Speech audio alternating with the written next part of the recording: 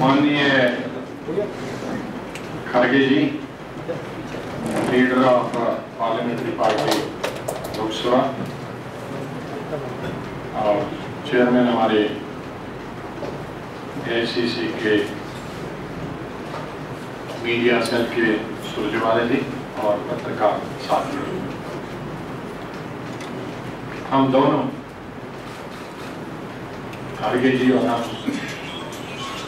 कुछ पॉइंट्स तो हमने बनाए हैं और कुछ समय को बचाने के लिए और आपको लिखने में आसानी हो जाए कि जो हमने यहाँ कहा वही लिखा जाए, उसके लिए अंग्रेजी और हिंदी में दोनों में आपको वो या अभी जो तैयार होगा दिया जाएगा या अभी चला जाएगा मेल पे। तो इसलिए आपको ज़्यादा मेहनत करनी नहीं पड़ेगी और हमारा जो इस प्रेस कॉन्फ्रेंस का संबंध ज़्यादा लोकसभा और राज्यसभा से संबंधित है कि किन कारणों से सदन नहीं चला, क्या कारण थी, क्या मुद्दे।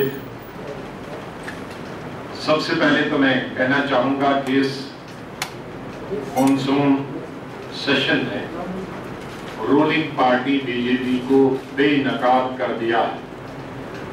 भारतीय जनता पार्टी एक अच्छी अपोजिशन हो सकती है, लेकिन बीजेपी जैसी कमजोर, खराब और निकम्मी सरकार देशवासियों ने न कभी देखी है और न कभी देखने को मिलेगी। इनका कोऑर्डिनेशन चाहे वो लोकसभा हो, राज्यसभा हो, दोनों सदनों के अंदर न होने के बराबर थी, निराशाजनक थी और ये सिद्ध हो गया। हमें तो पहले से ही मालूम था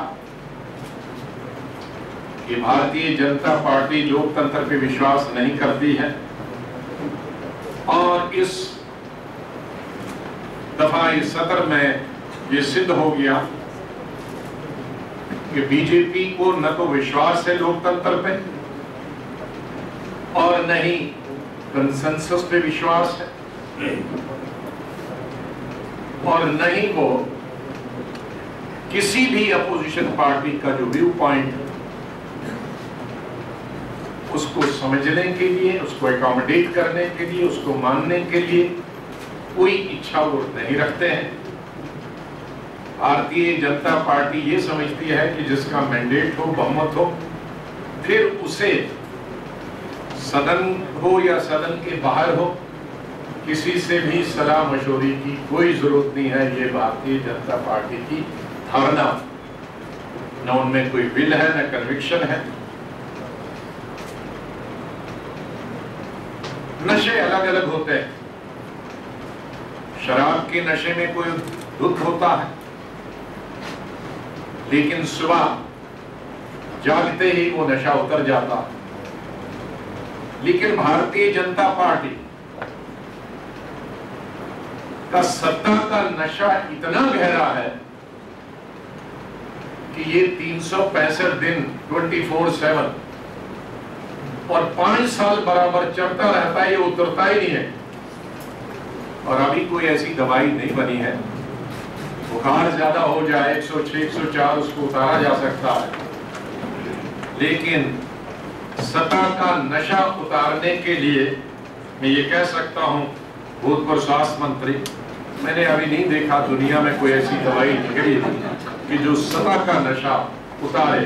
तो शायद मैं जरूर भारतीय जनता पार्टी की गवर्नमेंट को ये देता ताकि लोगों को न्याय मिलता। जहां तक कल सेव डेमोक्रेसी के नारे को लेकर रूलिंग पार्टी और उसकी लीड कौन कर रहे थे, गृह मंत्री और आधे से ज्यादा मंत्री पैदल जा रहे थे। ये तो कांग्रेस को मानना पड़ेगा कि रूलिंग पार्टी को सड़क पे लाए, सड़क पे तो आ गए। अब आप अंदाजा लगा सकते हैं जो रूलिंग पार्टी और जिसके मंत्री खुद सड़क पर जा रहे हैं, उस सदन के अंदर क्या उबाल खड़ा करते हो? कभी रूलिंग पार्टी को हमने नहीं देखा है डिस्टर्ब करते हो, कभी हमने मंत्रियों को नहीं देखा। हम भी लंबे अरसे से 35 साल पहले 34 साल पहले मंत्री बने थे और तब से कांग्रेस रूल में बने ही रहे। हमने कभी मंत्रियों को नहीं देखा, हम हमेशा अपने लोगों को बिठाते थे। लेकिन इस सत्र में बीजेपी के एमपीज तो उठते ही थे, लेकिन मंत्री भी खड़े होकर हाउस को डिस्टर्ब करते थे। लोकतंत्र की बहुत बात कौन करता है? एक बड़ा बहुत इससे बड़ा मजाक 21वीं शताब्दी में होगा। वो पार्टी जिसका जन्म फासिस्ट पार्टी कहती है कि लोकतंत्र को बचाओ। अरे लोकतंत्र को बचाएं तो अपोजिशन कह सकती है, कांग्रेस पार्टी कह सकती है, दूसरी पार्टियां कर सकती हैं, लेकिन एक अलोकतांत्रिक विचारधारा पार्टी जिसे कोई विश्वास ही नहीं, जिसने भारत की आजादी में एक आध इंसान ने गलती से कहीं जेल गया हो, बाकी किसी का कोई हिस्सा नहीं है। हिंदुस्तान की आजादी, हिंदुस्तान को आजाद करने में, हिंदुस्तान को लोकतंत्र दिलाने में जिस पार्टी का कोई योगदान नहीं हो, और वो आज कहे कि हम डेमोक्रेसी सेव डेमोक्रेसी, ये भारतीय जनता पार्टी को कम से कम कोई शोभा नहीं देता है। कांग्रेस पार्टी के अलावा कोई दूसरी अपोजिशन पार्टी कहेगी तो ठीक भी लगता है, क्योंकि कांग्रेस के साथ, चाहे कांग्रेस जितना नहीं लेकिन उसके आसपास बहुत सारी दूसरी नॉन बीजेपी पार्टीज ने भारत को आजाद कराने में अपना काम किया है। और ये पूरा विश्व जानता है कि भारत को आजाद कराने में, भारत को लोकतंत्र दिलाने में, भारत को डेमोक्रेसी दिलाने में महात्मा गांधी, पंडित जवाहरलाल नेहरू से, सरदार पटेल से और कितने दर्जनों और सैकड़ों और लाखों और करोड़ों इस देश के युवकों का, किसानों का, मजदूरों का, महिलाओं का, जिन्होंने अपने गहने बेचे, देश की आजादी को आगे बढ़ाने के लिए पत्रकारों ने, शायरों ने अपना योगदान दिया। उस वक्त भारतीय जनता पार्टी के लीडर और जब उस वक्त वो फैसिज्म की बात करते थे और फासिस्ट फोर्सेस के साथ काम करते थे।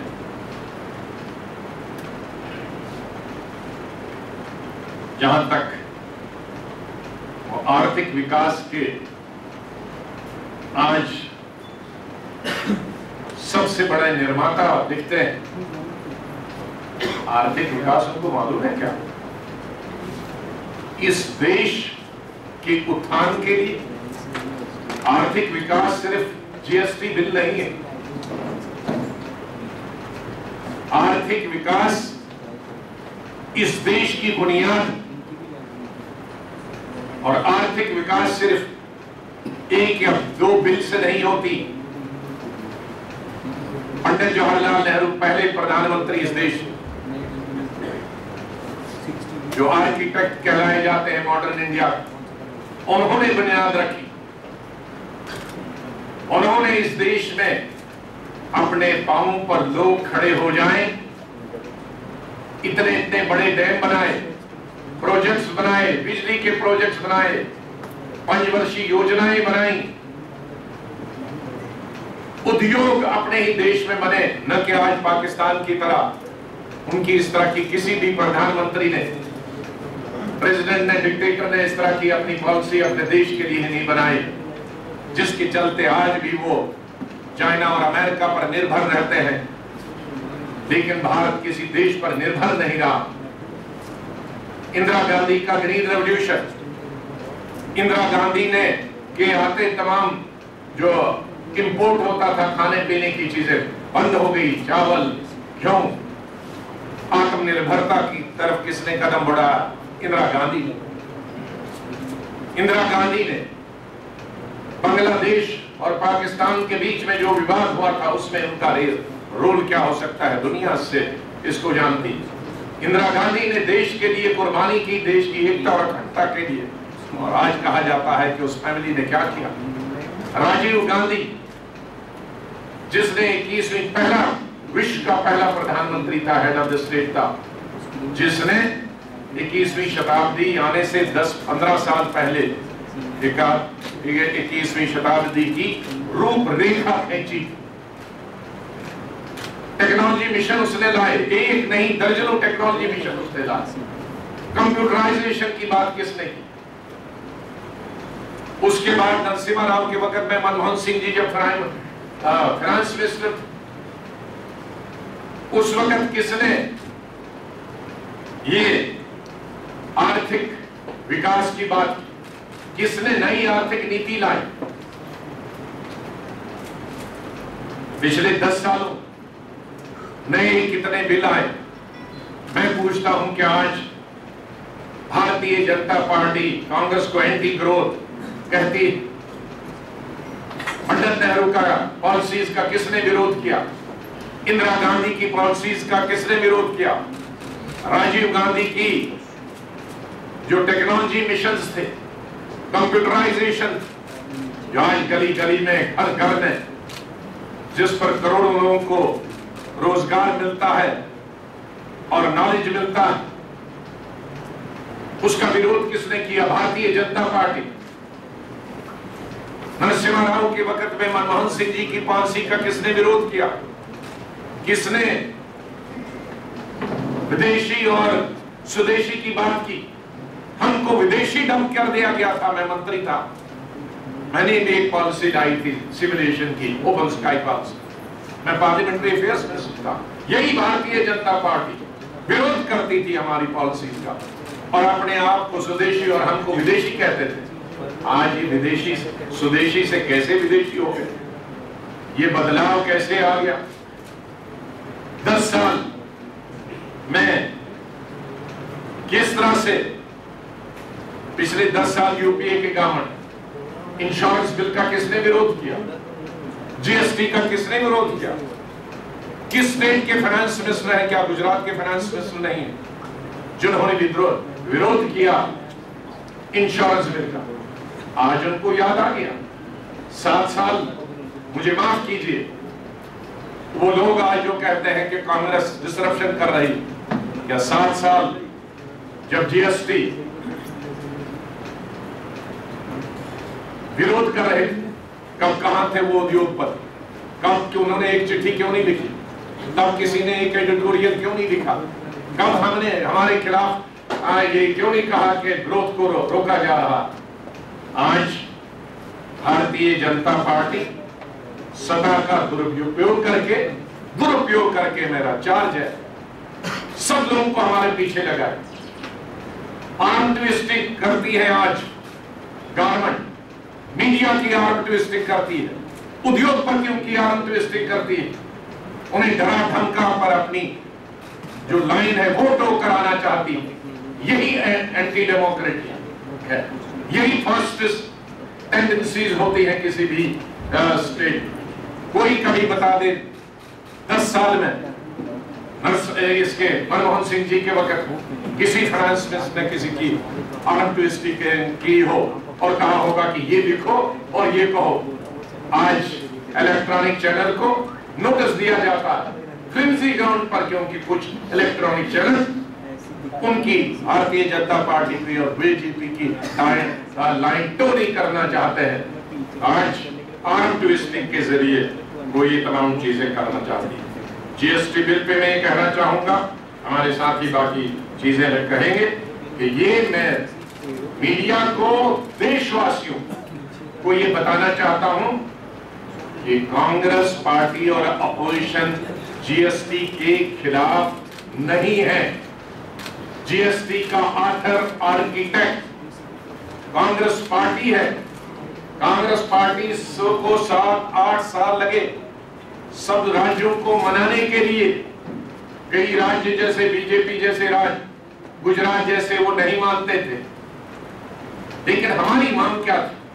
मैं पूछना चाहता हूं देश से भी, मीडिया से भी, लिखने वालों से भी, क्या एक महीना तमाम इलेक्ट्रॉनिक मीडिया पे, रीजनल हो या नेशनल हो, 24 घंटे 24/7 मोदी गेट पे बात नहीं चलती, फॉरेन मिनिस्टर के बारे में बात नहीं चलती, राजस्थान के चीफ मिनिस्टर के बारे में बात नहीं चलती, क्या व्यापम के बारे में बात नहीं चलती? क्या इतिहास में, भारत स्वतंत्र भारत में पहली दफा इतने बड़े पैमाने पे व्यापम स्कैम हुआ है जिसमें 76 लाख बच्चों की जिंदगी खराब की गई है? एग्जाम में एक दिन बैठता है और रिजल्ट किसी दूसरे का होता। क्या ये पहली दफा नहीं है कि 50 के करीब गवाह व्यापम केस में उनको मारा गया है, उनकी हत्या की गई और एक आदमी नहीं पकड़ा गया? आतंकवाद भी कश्मीर में हो रहा है, पाकिस्तान के ट्रेंड आतंकवादी मारे जाते हैं चाहे वो मारे, लेकिन मध्य प्रदेश के अंदर जो व्यापम में गवाह है, एक गवाह नहीं मारा जाता है। क्या ये मैं कह नहीं सकता हूं कि सरकार की कहीं न कहीं कमजोरी और पुष्ट पढ़ाई इसके पीछे है? और वो कहते हैं इसमें पार्लियामेंट में डिस्कस नहीं करो। जब देश डिस्कस करेगा एक महीने में, तो पार्लियामेंट क्यों नहीं डिस्कस करेगा? हमने क्या मांग रखी? हमने कहा था कि हम सब बिल पास करेंगे, हम सब कानून पास करेंगे, लेकिन इन मंत्रियों के खिलाफ, इन मुख्यमंत्रियों के खिलाफ जिन्होंने अपना गुनाह कबूल किया है, चाहे वो कहेंगे कि कारण एक था या न था, लेकिन गुनाह तो अपना कबूल किया। चीफ मिनिस्टर ने गुनाह कबूल किया, फॉरेन मिनिस्टर ने गुनाह कबूल किया। राजस्थान, मध्य प्रदेश के चीफ मिनिस्टर को तो आज सीबीआई गवर्नमेंट ने लगाई है और सीबीआई कहती है कि ये इतना बड़ा है व्यापम कि इसकी हम कल्पना भी नहीं कर सकते, हमें और मैन पावर दे दो। तो क्या हम झूठ कह रहे थे? आज वही गवर्नमेंट की सीबीआई कह रही है ये तो हमारे से भी हैंडल करने की बाहर की चीज है। हम कहते थे एक्शन ले लो। तो एक्शन अगर जीएसटी को पास नहीं किया, अगर किसी कानून को किसी बिल को कानून नहीं बनने दिया, उसके लिए गवर्नमेंट जिम्मेदार है कि उन्होंने एक मांग भी अपोजिशन की नहीं मांगी और ये डिक्टेटर तानाशाही पर अड़े रहे। मैं आज पूछना चाहता हूं कि जब हमारे मिनिस्टर थे, किस तरह से इन्होंने उन मिनिस्टरों के खिलाफ कोई इल्जाम नहीं था? मैं ये पूछना चाहता हूं, महाराष्ट्र के 2 चीफ मिनिस्टरों के खिलाफ कौन से, माधव सिंह सोलंकी जब फॉरेन मिनिस्टर थे 90s में, उस वक्त भी मैं पार्लियामेंट्री अफेयर्स मिनिस्टर था और यही अपोजिशन ने, ये लीडर आज जो बहुत सारे हैं ये तब नहीं थे, इनके सीनियर लीडर्स थे, मैं नाम नहीं लेना चाहता हूं, तब एक दिन के नोटिस पे हमने माधवराव सोलंकी जी का रिजिग्नेशन लिया था। क्या कि किसी ने चिट्ठी दी थी किसी को, शिवराज पाटिल ने कौन गुनाह किया था, विलास राव देशमुख ने, अशोक चौहान ने, अश्वनी कुमार ने, पवन बांसल ने, शशि थरूर ने, कौन सी कोर्ट ने उनके खिलाफ, कौन सी अदालत ने उनके खिलाफ जजमेंट दी थी, कौन सी अदालत में उनके खिलाफ होता, कौन से थाने में उनके खिलाफ एफआईआर था, कौन से सीएजी ने उनके खिलाफ रिपोर्ट दी थी? कुछ नहीं। अपोजिशन को अकोमोडेट करने के लिए एक दिन उन्होंने हंगामा किया और हमने उनका रेजिग्नेशन हमारी लीडरशिप ने लिया, लेकिन यहां गिल्ट प्रूव हुआ है और गिल्टी लोगों ने कह दिया है कि हाँ हमने किया है, और फिर भी सरकार एक्शन लेने के लिए तैयार नहीं है। इसलिए इस पूरे पार्लियामेंट को लॉक जैम करने वाले भारतीय जनता पार्टी और ये सरकार अकेली है और उसी को सारा दोष दिया जाता है। और आखिर में 2 चीजें बताना चाहता हूं। फॉरेन मिनिस्टर ने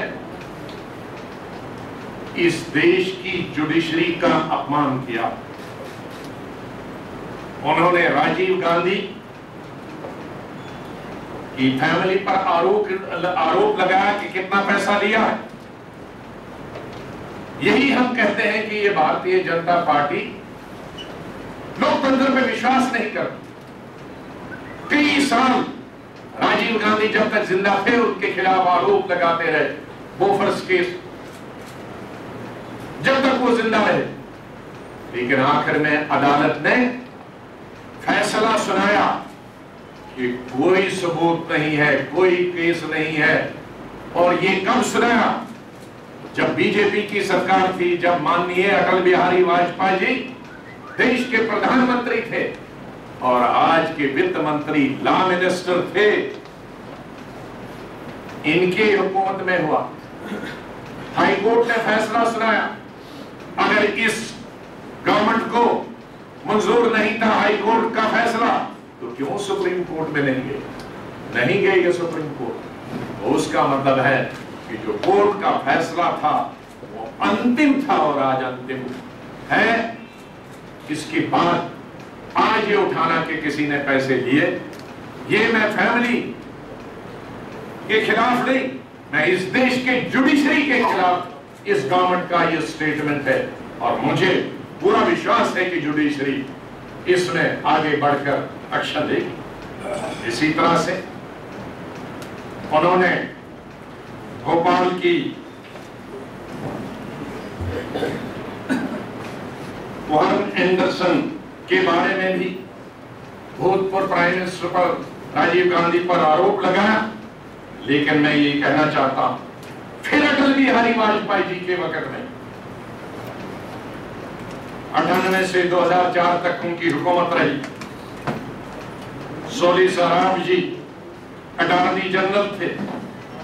उन्होंने ओपिनियन दी गवर्नमेंट को कि कोई केस नहीं बनता। और सबसे बड़ी बात यह है, 25/9/2001 को माननीय अरुण जेटली जी लॉ मिनिस्टर थे। वो क्या कहते हैं अपनी फाइल पे, सरकारी फाइल पे क्या कहते हैं? The then law minister categorically opined on the file, I quote, "It is not the case that Mr. Anderson committed any act that led to the direct result of the knowledge of the gas, leakage of the gas, and the consequent loss of life and injuries," unquote.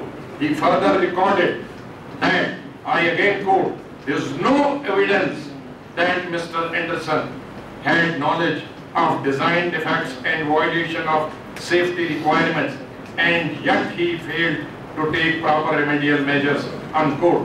Shri Jaitley recorded that case for extradition of Warren Anderson was based on presumption that Mr. Anderson had such knowledge merely by virtue of his position as chairman of the present company, parent company. Shri Jaitley further recorded in his note that there was no evidence to show that the parent company exercised control over the day-to-day operations and running of the Bhopal plant. He specially recorded our quote-unquote, "our extradition case appears to be weak," unquote. Again, ये law minister ने file पे लिखा। Again जब BJP government खत्म हो गई, हमारी government आ गई। और ये तो इस बीजेपी गवर्नमेंट में तो लॉ मिनिस्ट्री और गवर्नमेंट ने एक्सोनरेट कर दिया, फिर किसको छोड़ने की बात करते हैं? इसी तरह से जब पावर खत्म हुई, उसके बाद 13/12/2006 को अरुण जेटली जी ने ओपिनियन दी टू द डाउ केमिकल्स कंपनी, जो इसी की जिसका एंडरसन चेयरमैन था। और वो कहता है यही जो उन्होंने रिपीट एज लॉ मिनिस्टर किया है, वही उस वक्त भी रिपीट किया। तो एक बोफर्स का केस कुछ नहीं निकला, अदालत ने फैसला सुनाया और उसी बोफर्स गन ने इस एनडीए की और हमारे देश की इज्जत बचाई। कारगिल वार में यही बोफर्स थी जिस बीजेपी ने बोफर्स गन को कांग्रेस के खिलाफ इस्तेमाल किया था, हमारे खिलाफ ताना था, उसी बोफर्स गन ने भारतीय जनता पार्टी की इज्जत, क्योंकि वो गवर्नमेंट थी और हमारे भारत की, हमारे देश की रक्षा करने में वो सफलता उसी गन की वजह से हमें प्राप्त हुई। हमें गौरव है कि हमारी लीडरशिप ने ऐसे हथियार चुने थे जिन्होंने देश की रक्षा की और देश को टूटने से नहीं तोड़ा। इसलिए बीजेपी के मंत्रियों को न सिर्फ पार्लियामेंट से बल्कि देश के 130 करोड़ जनता से माफी मांगनी चाहिए पब्लिकली कि उन्होंने भूतपूर्व प्रधानमंत्री को 30 साल से बदनाम करने का प्रयास किया और उन्हें कहीं कामयाबी नहीं हुई। काम उसको नकारा दुनिया ने और इन्होंने खुद भी जब सत्ता में रहे हैं फाइलों पे तो इन्होंने नकार दिया है, लेकिन जबान पे कांग्रेस का विरोध करता है, वो भाषा चलती रहती। बहुत बहुत धन्यवाद। माफ कीजिए हमारे खरगे साहब।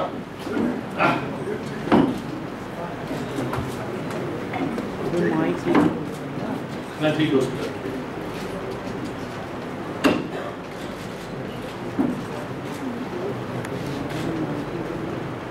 श्री गुलाम नबी आजाद जी और और सारे मित्रों, आप सभी को मेरा नमस्कार। और स्वतंत्र दिन, गणतंत्र का स्वतंत्र दिन का मैं आपको सभी को हार्दिक अभिनंदन देता हूँ। जो कुछ कहना था हमारे राज्यसभा के नेता और सीनियर लीडर गुलाम नबी आजाद जी सारी चीजें बताई। मैं सिर्फ इतना बताऊंगा कि लोकसभा में जो लोकसभा चल नहीं सकी उसका आरोप हम पे बार बार बीजेपी के नेता और सरकार लगा रही है। उसका मुख्य कारण ये है कि जैसा आजाद जी ने कहा कि उनके जो महत्वपूर्ण बिल थे उन बिल को पास करने के लिए उनके पास शक्ति नहीं थी, यानी लोगों को, पक्षों को उन्होंने जुटाया नहीं था, क्योंकि कॉन्स्टिट्यूशनल अमेंडमेंट के लिए कम से कम 2/3 मेजॉरिटी राज्यसभा में भी होना चाहिए और लोकसभा में तो उनकी मेजॉरिटी थी। इसी घमंड से वो हमेशा हमको नजरअंदाज करते रहे और हम जब प्रोटेस्ट करते थे तो भी वो हमेशा हाउस को चलाने की कोशिश करते थे। और खासकर जब हम एडजर्नमेंट मोशन लाए, क्योंकि ये बात हमको बाहर पूछी जाती है कि एडजर्नमेंट मोशन पे आप परसों क्यों बात किए और सदन ने इसको कैसा एक्सेप्ट किया, ये एक बात हमारे सामने आ रही है। मैं यही कहना चाहता हूं, डे 1 से हम ये चाहते थे कि adjournment motion business transaction rules 56 के तहत आप इसको लीजिए, हम चर्चा के लिए तैयार हैं। लेकिन वो 4 हफ्ते तक टालते रहे। आखिरी दिन जब सरकार ने स्पीकर पर प्रेशर डाल के, क्योंकि स्पीकर ने तो पहला जब क्वेश्चन आवर से पहले उन्होंने इमीडिएटली कहा कि आपका एडजर्नमेंट मोशन मैं नकार दी, रिजेक्ट की। लेकिन जब पार्लियामेंट्री अफेयर्स मिनिस्टर और दूसरे उनके फॉरेन अफेयर मिनिस्टर्स उठ के बोले आप उसको एडमिट करो, ये बड़ा अजीब है। और सदन में तो स्पीकर सुप्रीम होती है और उन्होंने तो राइटिंग में रिजेक्ट किया, सदन में पढ़ा, उसके बाद उनके कहने पे अगर फिर ये एडजस्टमेंट मोशन को वो अगर मान्यता देते हैं तो आप समझिए ये लोगों का कितना प्रेशर 4 हफ्ते से उन पे था, इससे मालूम होता है। तो इसीलिए ये जो गवर्नमेंट है ये प्रेशर में काम तो एक तरफ कर रही है और स्पीकर को भी प्रेशराइज कर रही है, और दूसरे तरफ उनके पास कोई रास्ता नहीं है। वो खुद ही ये चाहते थे हाउस एडजर्न हो जाए, काम न चले, क्योंकि पास करने के लिए राज्यसभा में उनको नंबर नहीं है। तो इसीलिए वो खुद होकर इस हाउस को बंद करना चाहते थे, लेकिन वो ब्लेम हम पे कर रहे। और दूसरी चीज, कल जेटली साहब ने कहा disrupted monsoon session frustrating and educative for the country. Disruptive को तो parliamentary one of the parliamentary procedure और डिसरप्शन ये पार्लियामेंट का हिस्सा है, सक्सेस डेमोक्रेसी का एक हिस्सा है। और यही जेटली जी ने बोले, जब हम कर रहे थे न्याय के लिए, जब हम फाइट कर रहे थे या जो हमारा जो जंग चल रहा था वो न्याय के लिए, तब उन्होंने कहा कि आप डिसरप्ट कर रहे हैं। लास्ट ईयर कम से कम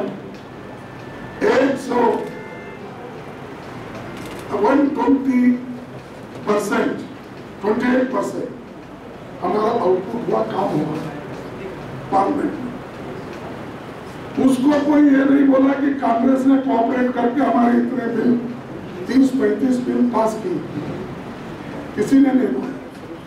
अब जब उन्होंने उनके जो घोटाले हम निकाले, जैसा कि पूरे चीज आपके सामने है, चाहे वो फॉरेन अफेयर मिनिस्टर की हो, चाहे शिवराज सिंह की हो, चाहे श्रीमती वसुंधरा की राजे की हो, और महाराष्ट्र का भी घोटाला आने वाला था, और छत्तीसगढ़ का चावल घोटाला आने वाला था। ऐसे बहुत से चीजें थे, वो सब हम मानना चाहते थे।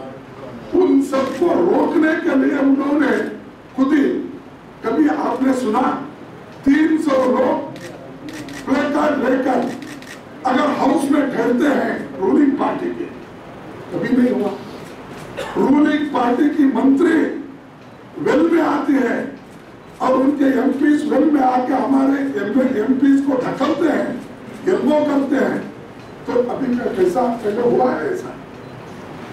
ये पहली बार हमें देख रहा हूं।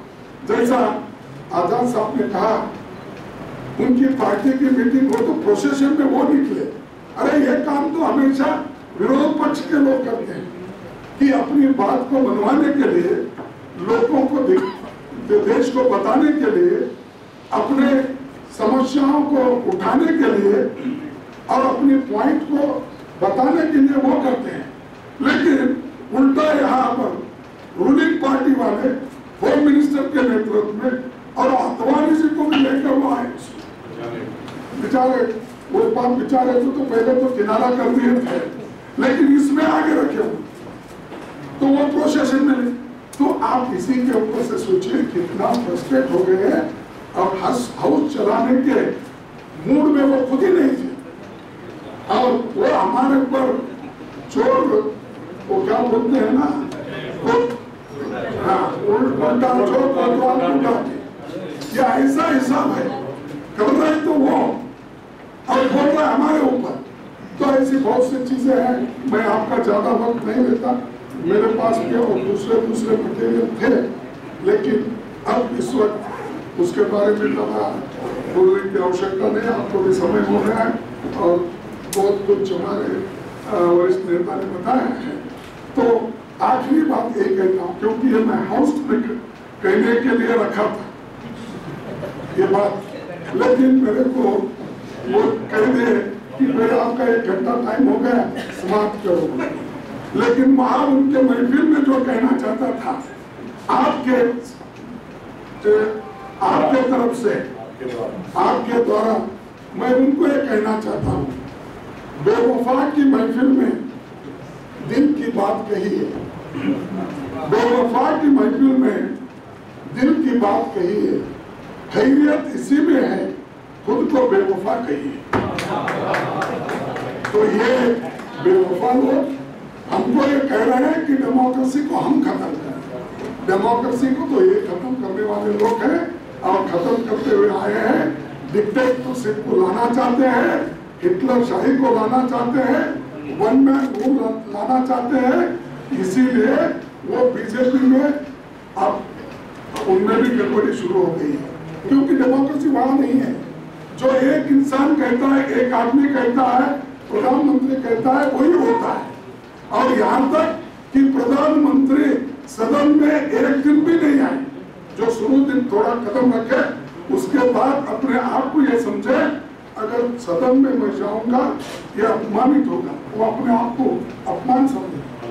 आखिरी दिन भी जनगण मन को आए, लेकिन पहला जब हमने एजिटेट कर रहे थे, एक दिन आके भी उन्होंने अंदर आकर किसी को बुलाया नहीं, बात नहीं की, अपोजिशन से बात नहीं की। ये जो है एटीट्यूड, ये एरोगेंसी है पावर की। तो इसीलिए ये एक मत बहुत को पावर का मत चढ़ा है, वो जनता उतारती है। जनता इस देश में जानती है कब उतारना नशा, यही नशा है। जनता उनको उतारेगी, वो बराबर उनका नशा उतर जाएगा। तो इसीलिए मैं कहता हूँ कि ये जो चीजें हैं मैं आपके सामने रखा हूँ। आज Thank you very much. Before we go there, can I request Shri Shakil Ahmed ji to say a few words?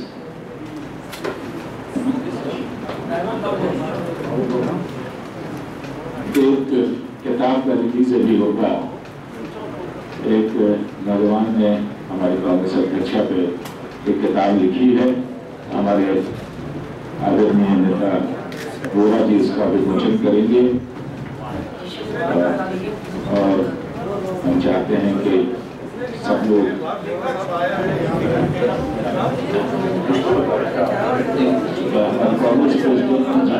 Congress president की जीतने जो संज्ञा लेनी चाहिए नौजवान लड़का है।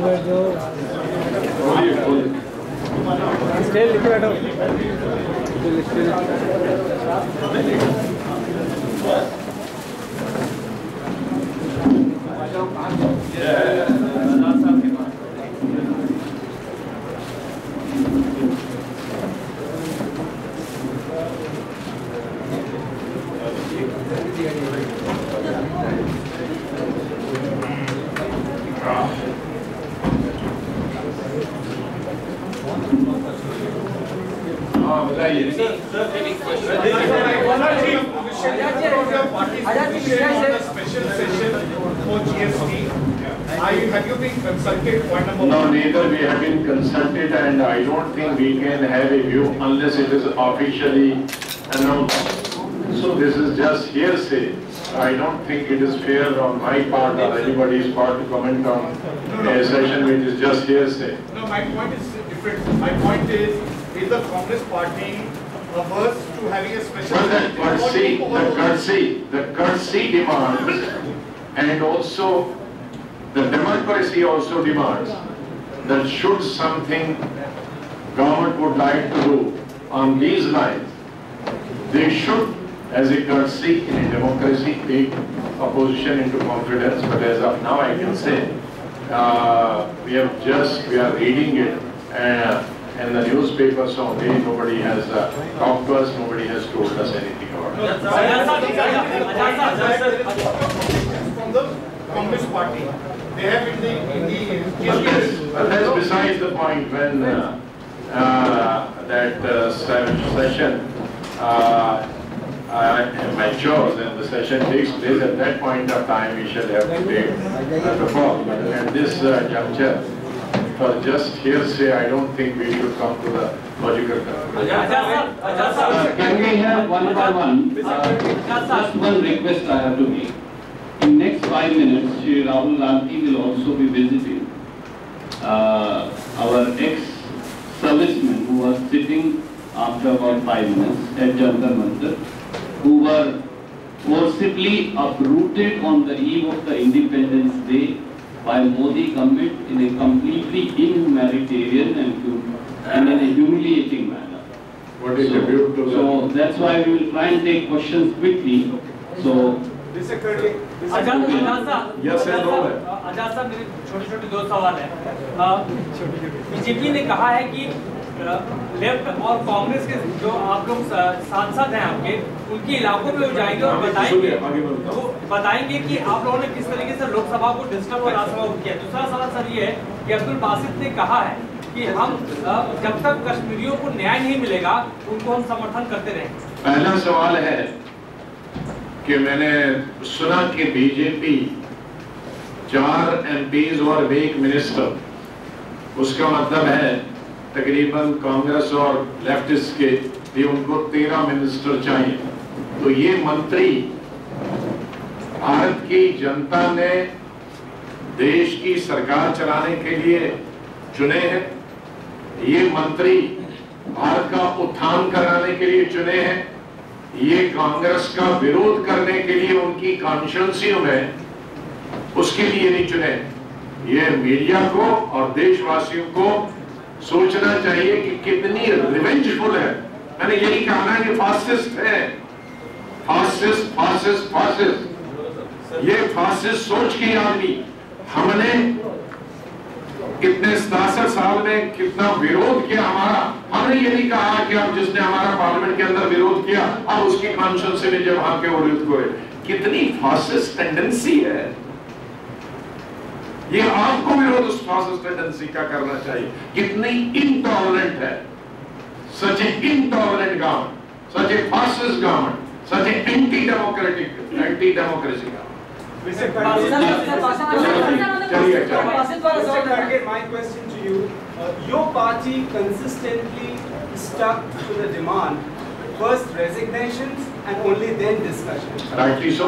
Why did you climb down and agreed for a discussion just one day before the session ended? No, he has already answered. That was the demand in our house. Each house has its own way of functioning.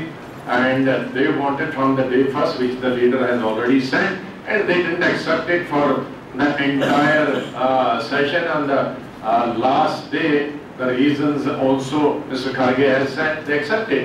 But insofar as our house is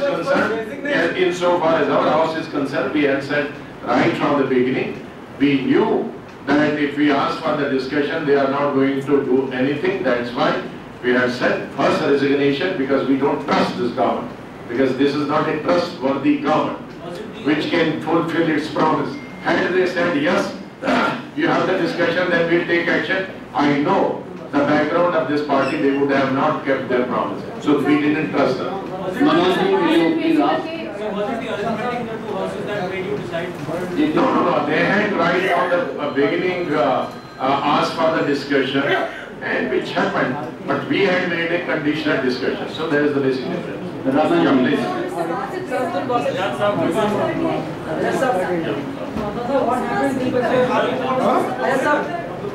Raman ji.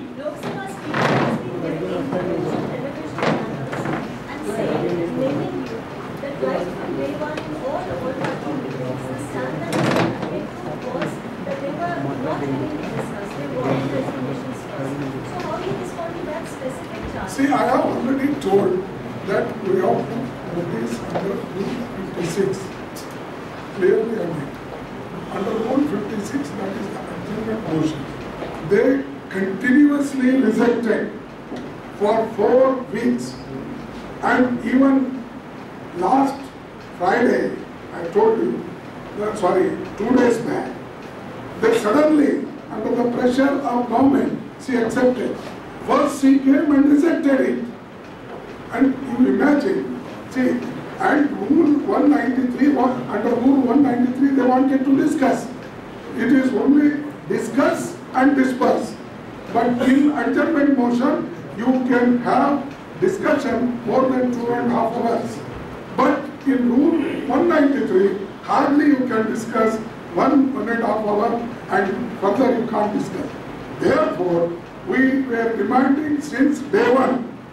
But what made them to accept only 2 days back? It means that they didn't like to run the house. That is my charge. चलिए भाई आप दो एक sir एक सवाल वासित वाला एक सवाल है वही आपका भी पाकिस्तान क्या है पाकिस्तान का सर आपने पास में ये कहा है कि जब तक कश्मीरियों को न्याय नहीं मिलेगा हम उनका समर्थन करते रहेंगे। देखो, कश्मीर का न्याय आज नहीं 47 में हुआ है और वो लड़ते रहेंगे 1000 वर्ष भी तो भी उनको कुछ मिलने वाला नहीं। तो इसलिए पाकिस्तान को अपनी दुकान बंद करनी चाहिए और अपने देश की और देश की जनता का उत्थान के लिए तमाम एनर्जी लगानी चाहिए। वो खुद आराम से रहें और आपको भी आराम से रहने दें। लेकिन उसके साथ साथ ही मुझे अफसोस है कि हमारी गवर्नमेंट की भी कोई पॉलिसी नहीं। कभी ये ठंडा कभी गर्म, कभी कहते हैं कि आतंकवाद, जब तक जो बम्बई के उस आतंकवादी हमले में इन्वॉल्व थे, जब तक उनके खिलाफ कार्रवाई नहीं करेंगे कोई बातचीत नहीं करेंगे। फिर कहा कि अभी जो हमले इतने दो बड़े हुए, एक उधमपुर के अंदर और पंजाब के अंदर, और आज फिर एकदम फिर ठंडे हो गए। तो सबसे हमारी सरकार को भी कोई पॉलिसी, कोई नीति बनेगी। गुम हो गए, घूमने से नीति नहीं बनती है, देश गिरने से। वहां बैठ के किसी को समझना बूझना क्या है पुरानी, आप जाके वहां स्टेडियम में जमा करो, कुछ लोग उनको भाषण दे के आ जाओ, किसी प्रेसिडेंट प्राइम मिनिस्टर से मिलके आ जाओ, वो नीति नहीं बनती है। मुझे अफसोस है कि हमारी नीति, हमारी जो प्रेजेंट गवर्नमेंट है विज़ पाकिस्तान, कोई ठोस नीति नहीं बनती है। कभी कहते हैं हम बातचीत नहीं करेंगे जब तक एक्शन नहीं लोगे, कभी कहते हैं हम बातचीत करेंगे, कभी कहते हैं NSA लेवल पे बातचीत होगी, कभी कहते हैं फॉरेन सेक्रेटरी लेवल पे बात होगी क्या? कब ये फैसला करते हैं बात खत्म करने का, कब ये निर्णय लेते हैं शुरू करने का? खुद भी कंफ्यूज है और देश को भी कंफ्यूज किया। सर अगर GST पर स्पेशल सेशन बुलाया जाता है तो कांग्रेस, वो हमने बता दिया आजाद साहब, अभी तक जो मांग पार्टी की तरफ से हुई इस्तीफे की, सरकार ने आपकी मांग मानी नहीं। क्या ये मांग सिर्फ इसी सेशन के लिए था या आगे? अब अगला सेशन में अभी 3.5 महीने हैं, तब तक कोई 50 और इस तरह के हमने आज तक देखा सर, हमने आज तक देखा सरकार के खिलाफ नारेबाजी करती है। आज तक आपने इंडिया टुडे वाला आज तक किया और कुछ टुडे सवाल पूरे होने रहे। हमने देखा है कि Can you please ask? We have to go in a certain discipline. I think there is somebody else who had that question. Please, Manoj. I have to ask you a question. Yesterday, Rahul Gandhi said that Prime Minister backs and budgets. No, whatever Rajiv Gandhi ji has said, he has said. Why should I comment on that? That was between media and Mr. Rahul Gandhi. No, I am not going to. No, I am not going to make a commentary on that. I have to ask also. My question is whether the Congress party backed the budget of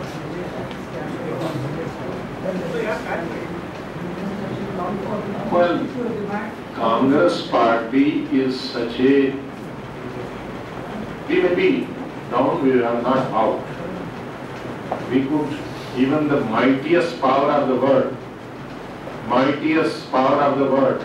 the British Empire could not scare us and could not break our, strength and determination. Who is BJP? Sir हमने देखा, हमने देखा कि हमेशा विपक्ष को road पे आते हुए, हमने देखा हमेशा सरकार के खिलाफ नारेबाजी करते हुए विपक्ष को। लेकिन कल मुझे पहली बार देखने को मिला कि सरकार विपक्ष के खिलाफ रोड पे आ गई। तो हमने पहले ही बताया, आखिर ऐसा सरकार विपक्ष ने क्या कर दिया? हमने यही बताया कि एक ही सेशन में कांग्रेस पार्टी ने बीजेपी की सरकार को रोड पे लाया। हाँ, और पानी भी बेचारों को नहीं मिला। आगे देखिए 4 साल क्या होगा। बहुत बहुत धन्यवाद।